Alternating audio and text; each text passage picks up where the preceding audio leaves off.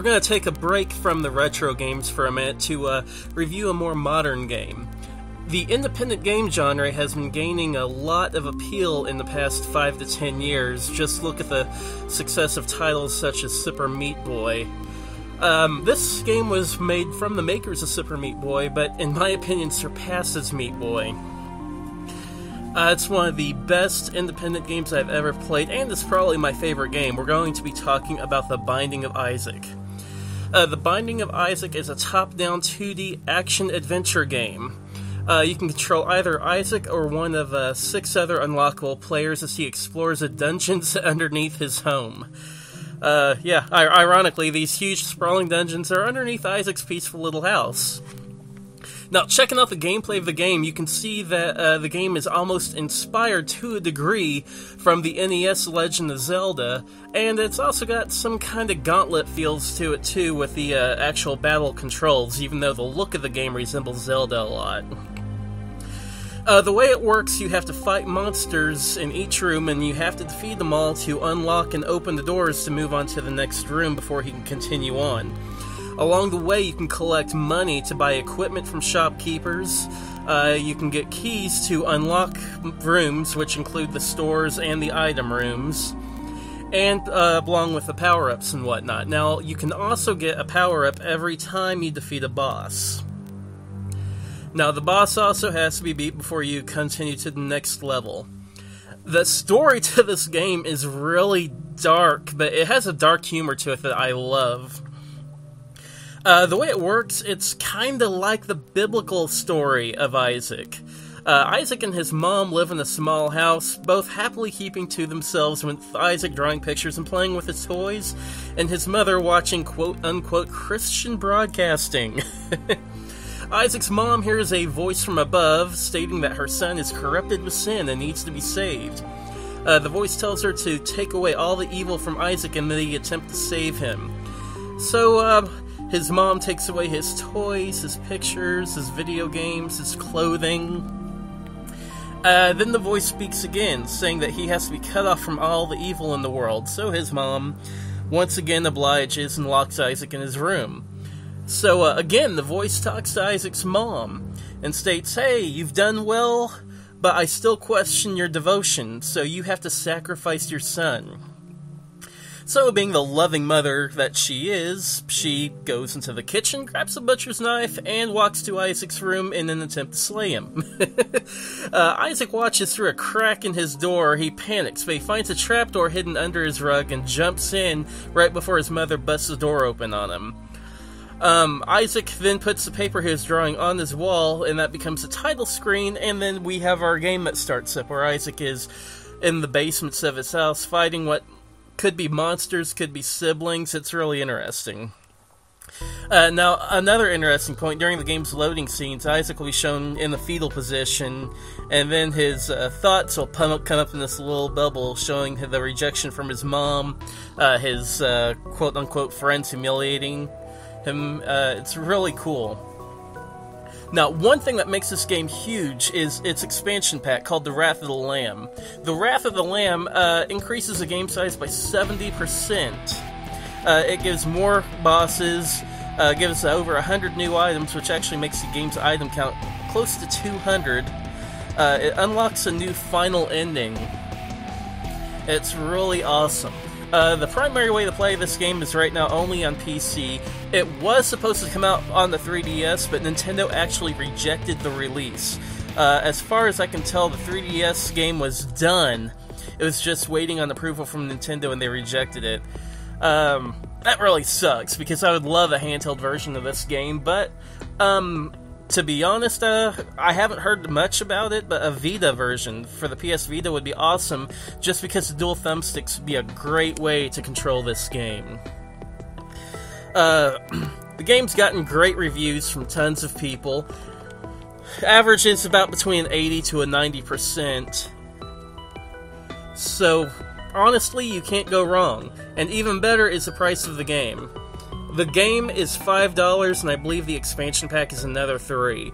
And for that, you're unlocking hour after hour after hour of just killer content. So enough about me going on and on about the game itself. Let's go ahead and get into the details of why this game is awesome.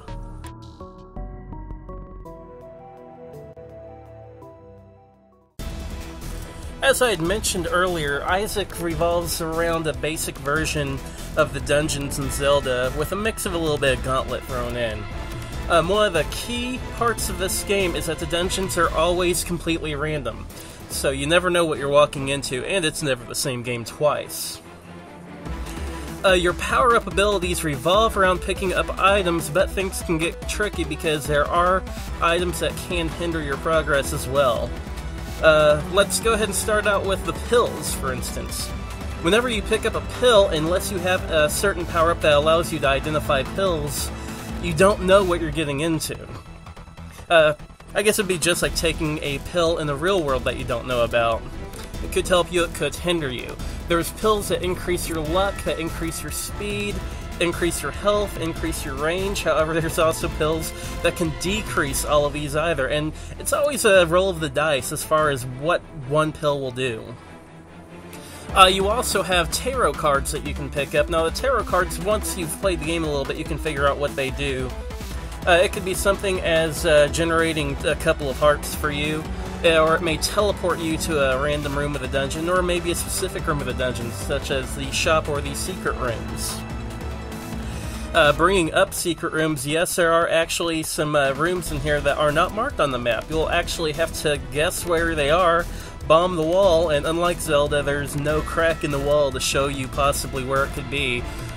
However, once you learn the map, there are certain cues that you can kind of pick up on, like where the layout is, to where you can kind of guess where the secret room might be.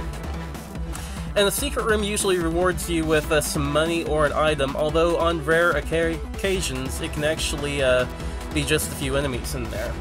You also have challenge rooms where you can walk in there only if you either have, in certain cases, full health or in other cases, minimal health.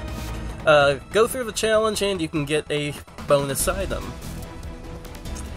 Another awesome thing about the items in this game is that your character model changes depending on which items you can pick up. You pick up, let's say, a laser, and it'll actually have the little mounting equipment on your head. You pick up an item that curses you, and your character sprite might turn black. A flying ability might make you sprout a set of wings. A basic luck up might just change the color of your character. It's all these little touches that make this game really great, and you'll really need the power-ups because some of the bosses in this game can be absolutely brutal. The mom boss, in particular, the first few times you run into her can really be a pain, simply because you constantly have this foot coming down from the top of your screen to smash you, and the corners of the room are constantly spouting enemies. Another thing that makes this game awesome is the depth of it. I mentioned the expansion pack, which is the best way to go if you get this game. Get the game plus the expansion pack because it makes the experience absolutely huge. But one of the awesome things about it is that you'll go through and you'll think you beat the game. But the next time you play it, it'll have an additional level that you need to go through. And the first few times you beat the game, it will continually add new levels and content, and it actually will give you a couple of twist endings where you'll beat the game, you'll get an ending, then the next time you go through with the additional levels, there's a little bit of a twist at the end. And the ending isn't, I'm not going to spoil anything, but it's not the type of thing that's set in stone. I mean, it takes a little bit of critical thought to determine what you think happens in the ending and what you think is happening throughout the entire game, which makes the game just very interesting to play, and it's incredibly fun too. If you're a fan of either the old school Zelda games, Gauntlet, or something such as Smash TV, you will really enjoy The Binding of Isaac, and like I said earlier, I believe that it is one of the best games to come out as far as the independent games here lately. So before I wrap up this review, at the very end of it, we're going to show off the trailer for the Wrath of the Lamb expansion, which I think is a beautifully made trailer. Really fits the theme and the tone of the game, and I highly recommend that you pick this one up. So until next time, hopefully I'll see you guys. If you enjoyed this video, feel free to comment on it. I'm still trying to tweak my new review process, so any kind of constructive criticism you guys have, go ahead and let me know. I'll take any advice I can get right now. And until next time, enjoy the trailer, and I'll see you all next time.